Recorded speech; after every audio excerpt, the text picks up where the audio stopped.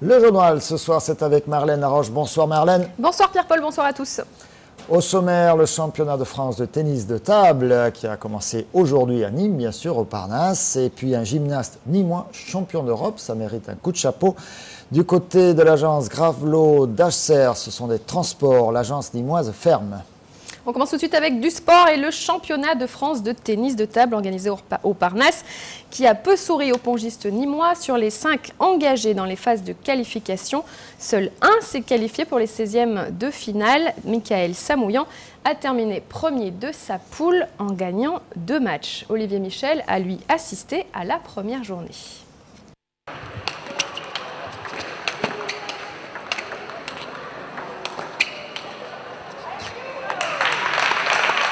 C'est parti pour les championnats de France de tennis de table senior, 80e du nom.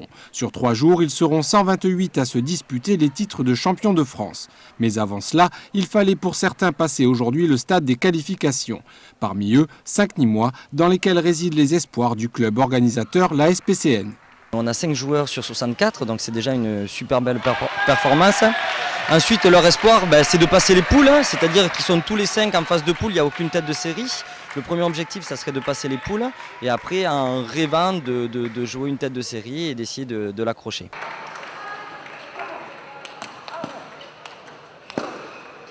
Donc nous avons Guillaume et Grégoire Jean, qui sont 2 frères et qui sont aux alentours de la 160e et 200e place française. Nous avons Michael Samouillan qui est aux alentours de la 130e place française. Nous avons Antoine Achard qui lui est aux alentours de la 200e place française. Et Florian Maillard qui est aussi aux alentours de la 200e place française. Pour prétendre accéder aux phases finales, il fallait finir premier de sa poule en remportant au moins 2 matchs sur 3. Sur les 5 Nîmois, seul Michael Samouillan s'est qualifié. Quant à Antoine Achard, menant 3-0 dans sa première partie, le jeune espoir du club n'a su du haut de ses 16 printemps tuer le match, s'inclinant 4-3.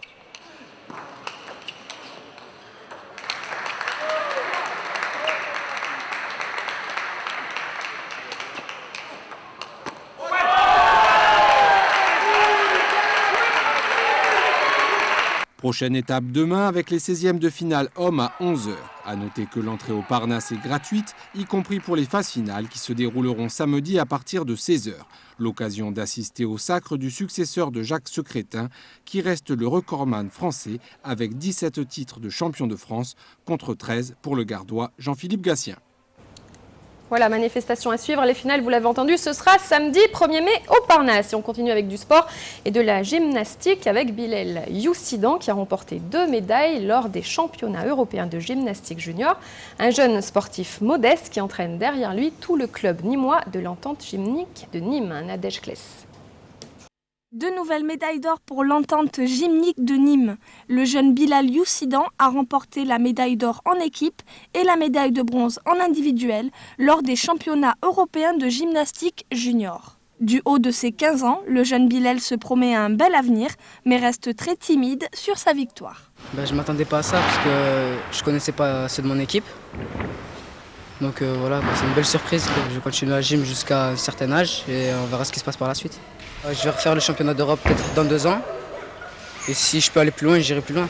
L'entraîneur est évidemment fier de son gymnaste, mais cependant n'arrête pas l'entraînement intensif du jeune garçon pour les prochaines compétitions. Bilal a du potentiel, donc je pensais qu'il monterait sur un podium. C'est ce qu'il a fait et j'en suis que réjoui. On va se remettre dans la préparation de la finale FSGT le 21 mai à Châteauneuf-les-Martigues. Donc on va rattaquer la dernière ligne droite pour ce dernier événement sportif. Le club et l'entraîneur espèrent que cette victoire permettra l'essor et la reconnaissance de la gymnastique dans la ville de Nîmes. Ça pourrait être un exemple à suivre que son bon parcours. Ça me fait vachement plaisir parce que savoir que dans mon équipe il y a un élément qui est assez fort, qui nous permet aussi de nous faire progresser, vu qu'il nous montre, c'est lui qui installe l'équipe en première classe et qui représente vraiment bien le club. Et chapeau à ce club de gymnastique nîmois. Sport, toujours un week-end particulièrement chargé avec du football. Demain soir, Nîmes Olympique est en déplacement à Strasbourg pour la 35e journée, championnat de France de Ligue 2. La CR L'Avignon 3e vous savez, toujours en lice pour la montée, évidemment, en Ligue 1, reçoit Nantes, c'est au Parc des Sports à Avignon. Et puis en handball, dimanche à 17h, l'USAM recevra Ivry. L'USAM n'est plus relégable. Il s'agit de remporter ce match pour garder tous les espoirs pour le maintien en première division. Et puis samedi matin, évidemment, comme chaque 1er mai, le 18e semi-marathon de la ville de Nîmes, avec des coureurs qui auront 21 km 100. Combien, Marlène? 21 km 100, tout à fait, Pierre-Paul. Soyons précis. Le tour, point de départ et d'arrivée, le boulevard Jean Jaurès. Il y aura une manifestation également samedi matin, la traditionnelle manifestation du 1er mai. Voilà pour le sport. On revient sur le foot tout à l'heure dans Croco Hebdo, les prolongations. Et on reparlera évidemment sport dans Miroir des Sports dès lundi avec vous, Pierre-Paul, à 18h30 pour le rendez-vous Miroir des Sports. On continue maintenant avec une journée sociale, une journée de mobilisation suite à l'annonce de la fermeture de l'entreprise Gravelot d'Achser à Nîmes, une société nationale de transport qui a déjà connu plusieurs fermetures dans d'autres villes françaises. Les salariés n'acceptent pas et font part de leur mécontentement. Ils entendent négocier et se battre. Nadège Kless les a rencontrés aujourd'hui à Nîmes. L'agence nîmoise de l'entreprise de transport Gravelot d'Achser va fermer. Les salariés en ont eu la confirmation il y a quelques jours, mais n'acceptent pas le transfert sur la forme qui leur est proposée. L'entreprise de Nîmes va fermer. Ils appellent ça un transfert, mais bon, ça va fermer. L'entrepôt va être vendu. Et voilà. Et aujourd'hui, si on a décidé de débrayer, c'est parce qu'on aimerait en savoir un peu plus sur notre avenir à Avignon. Nos postes de travail, nos horaires de travail. Voilà, qu'on puisse se placer. Il y en a peut-être qui vont vouloir déménager, savoir où on va, quoi, parce que on ne peut pas vivre sans se projeter dans l'avenir. Les salariés attendent des réponses de la direction. Celle-ci n'a pas voulu donner son point de vue malgré nos efforts. Les salariés s'inquiètent donc d'avoir déjà vu d'autres agences fermer. C'est maintenant à leur tour. Ils attendent des garanties et surtout une date de transfert. La direction fait des restructurations. Donc on a commencé par l'agence de Poitiers qui a été fermée. Ensuite, c'est l'agence de Mulhouse il y a 2 mois et maintenant c'est l'agence de Nîmes. Donc eux, ils parlent de transfert, mais c'est une fermeture d'agence. On voit qu'on nous enlève le travail depuis le mois de janvier, on nous enlève des tournées, on nous enlève des clients qui sont gérés par l'agence d'Avignon. Et donc du coup, on manifeste aujourd'hui, donc on fait un débrayage d'1 heure aujourd'hui pour notre mécontentement. Et pour informer la direction qu'on ne se laissera pas faire et qu'on veut des négociations pour chaque salarié. Le 1er mai, la CGT appelle à la mobilisation des salariés de d'Achser Nîmes pour montrer à tous et particulièrement à leur direction qu'ils restent encore et toujours vigilants et qu'ils feront tout pour faire face à la fermeture prochaine de leur agence. Et nous suivrons ce dossier, bien sûr. On passe à la culture maintenant avec une nouvelle exposition proposée aux Nîmois. Oui, une exposition au musée des Beaux-Arts de Nîmes. Claude Garrache expose ses œuvres rougeoyantes. Cet artiste français montre un travail qui s'échelonne sur une 40aine d'années au public et aux étudiants nîmois. Nicolas Pinchino l'a rencontré. Après les œuvres d'Auguste Herbin, l'école des Beaux-Arts de Nîmes présente les toiles de Claude Garrache, un artiste français qui depuis une 40aine d'années joue avec la lumière sur des corps de femmes. Étant donné l'effectif des toiles qui a été retenu pour cette exposition, là c'est-à-dire une 30aine, c'était pas possible de faire une rétrospective sur une longue période. J'ai donc choisi 2 périodes principales, c'est-à-dire les années 70, disons, de 70-80, de 70 à 80, 85, et puis des choses plus récentes des années 90. Il y a eu 1 ou 2 toiles des années 2000. L'artiste, dont certaines toiles se trouvent déjà parmi les collections publiques de grands lieux d'art, comme le musée d'art moderne du Centre Pompidou à Paris, du musée d'art moderne de New York, ou encore le Fonds national d'art contemporain de Paris, ainsi que la fondation MAG à Saint-Paul-de-Vence.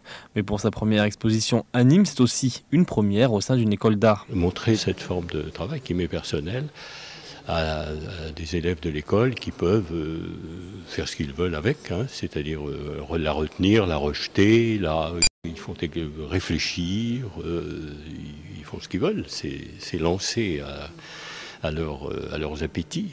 L'exposition est également ouverte au public de 10h à 18h du mardi au samedi. Elle est visible jusqu'au 24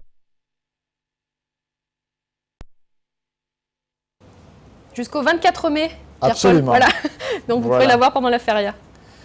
Ça fait partie de ces expos que vous pourrez voir pendant la feria. Il y en aura d'autres. On aura l'occasion de vous les présenter. Culture toujours. La bourse aux jeunes talents de la ville de Nîmes a rendu son verdict. Oui, retour sur cet événement musical, la bourse des jeunes talents, 5 groupes en lice samedi pour tenter de remporter ce concours qui promet aux vainqueurs l'enregistrement d'un album. Des images tout de suite de Nicolas Pinchino.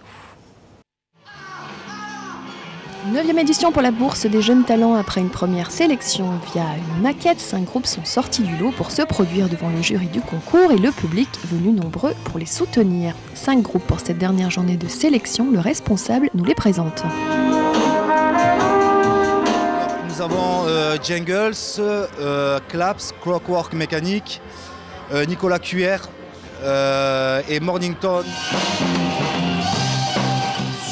On a 3 critères essentiels, donc on a la création musicale, on a la composition, on a la présence scénique et on a la motivation. Parce que ce qu'il faut savoir, c'est que le lauréat, en fait, le prix lauréat et le prix Esport, on prend les groupes en entretien et puis on voit exactement ce qu'ils attendent à travers la bourse des jeunes talents. Donc on a un critère de motivation.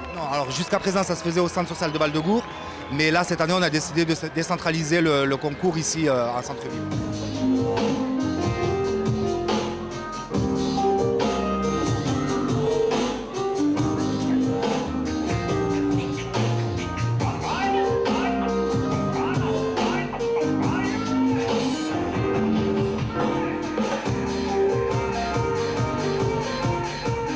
Depuis la création de la bourse des jeunes talents, c'est vrai qu'on organise la sélection finale en public.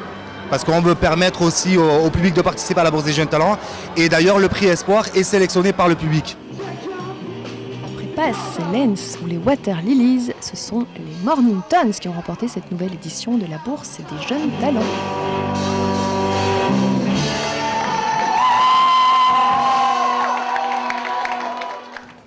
On connaît donc les vainqueurs, mais vous avez des infos sur le programme des vainqueurs. Oui, mais avant ça, les Clockwork Mécaniques qu'on vient de voir en image, puisqu'on n'avait pas les Morningtons, eh bien eux, ils ont été sacrés espoirs, meilleur espoir. Donc, il fallait le dire. Alors pour les vainqueurs, eux, ils vont se produire le samedi 1er mai à Saint-Gilles, à la Manade Bio, et le 22 mai, ils seront sur la place de la Maison Carrée pour les scènes musicales lors de la feria, Pierre-Paul. Et oui, pendant la feria. Allez, pour clore ce journal, un portrait d'entreprise, celui de Nîmes Rose. Ça se passe à Bouillargues. C'est Nicolas Pinchino qui s'est rendu dans cet endroit superbe où sous 3 hectares de serre chauffée, évidemment, on élève des roses. C'est magnifique. Télémiroir avec Carré Gagnant, les atouts maîtres de Nîmes Métropole pour entreprendre, vous présente ce programme.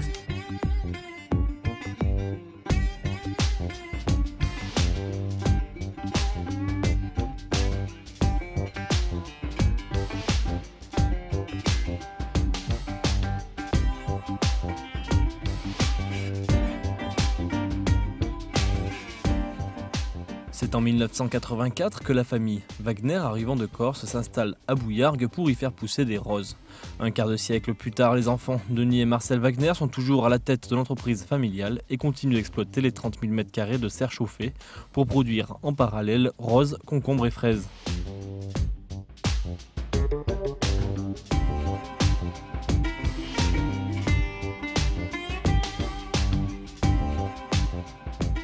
La rose en elle-même fleurit en permanence, puisqu'en hiver, nous sommes équipés pour chauffer. Donc nous forçons le rosier et il produit de la rose en hiver. Et au printemps, vu qu'on ne peut pas le freiner, il produit naturellement. Donc c'est un rosier qui est en perpétuelle production. Sur les concombres, on a axé la culture sur des concombres primeurs, c'est-à-dire que ce sont des plantations qui sont effectuées fin décembre, avec un gros apport de chaufferie, puisqu'il leur faut 19 degrés en permanence en culture. Et c'est une culture qui va jusqu'à fin juin.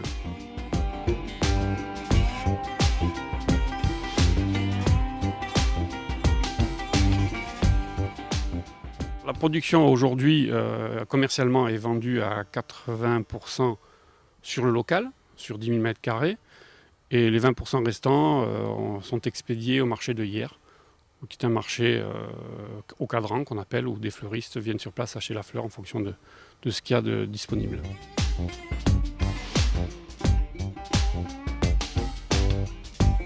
On dispose de 13 variétés, donc 2 ou 3 rouges, 2 roses, une blanche, 2 bicolores et une orangée. Quels sont les roses qui marchent bien, qui sont le plus demandés? Aujourd'hui, ça dépend de la clientèle. Si ce sont des hommes en général, même s'ils sont attirés par d'autres couleurs, ils repartent 3 fois sur 4 avec la rose rouge parce que c'est ancré dans leur esprit. La rose rouge marque la passion, surtout si c'est pour leur compagne. Ou sinon, dès qu'on a on va dire des dames, ce sont plutôt des coloris bicolores orangés qui partent mieux.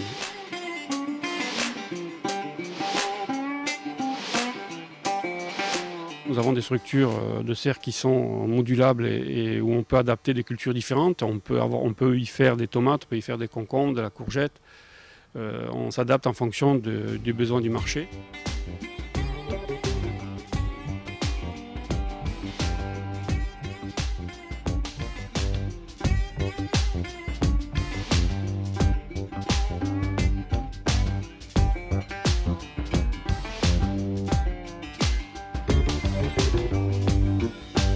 Télémiroir avec Carré Gagnant, les atouts maîtres de Nîmes Métropole pour entreprendre vous ont présenté ce programme. Et vous préférez quelle couleur de rose, Marlène? Les rouges, évidemment. Les rouges, bravo. Le programme avec les rouges, dans un instant, les rouges de Nîmes Olympique avec Rocco Hebdo, les prolongations. Une petite info sur les joueurs, le groupe Zarabi, Sbahi, Buach, le retour de Sbahi dans le groupe et de Buach aussi, à la place de Bayo Mukonjo. Zarabi, Mukonjo laissé au repos, reprise de l'entraînement et ça nous fait bien plaisir. On le salue de Cédric Orjac, en difficulté, vous le savez, en délicatesse avec son genou depuis de très nombreux mois. À 21h55, c'est la Royale de Fabre-Maillan à Château-Renard pour la première journée du Trophée des Maraîchers, c'était dimanche dernier. Avec côté des rasoteurs Sabatier, Four, Ouf, Martin Cochet ou encore Loïc Ozol. Voilà l'intégrale 21h55. À 21h, évidemment, la soirée Bouvine démarre avec la reprise de Noir et Blanc. Et puis, je ne résiste pas au plaisir de vous montrer le magazine Télémiroir avec en couverture Johan Cavalier et Jean-Jacques Mandriki. On leur a proposé carrément de devenir les rédacteurs en chef. Et d'ailleurs, ils aiment beaucoup le cinéma. Oui, ils aiment beaucoup votre émission, Suivre l'étoile. Ils prennent des conseils et après ils vont voir les films. Voilà, et puis on vous fait découvrir des petites choses sur le Nîmes Olympique, l'envers du décor du Nîmes Olympique. Voilà, on parle de la Corse évidemment. Bon. Il y a les programmes accessoirement aussi. Et accessoirement, il y a les programmes de l'ensemble de la TNT et puis de Télémiroir. C'est très important, comme vous le savez. Voilà, à trouver dans les meilleures boulangeries, épiceries, etc. Télémiroir Magazine. Merci beaucoup Marlène. Merci à tous de nous avoir suivis. À très bientôt sur Télémiroir.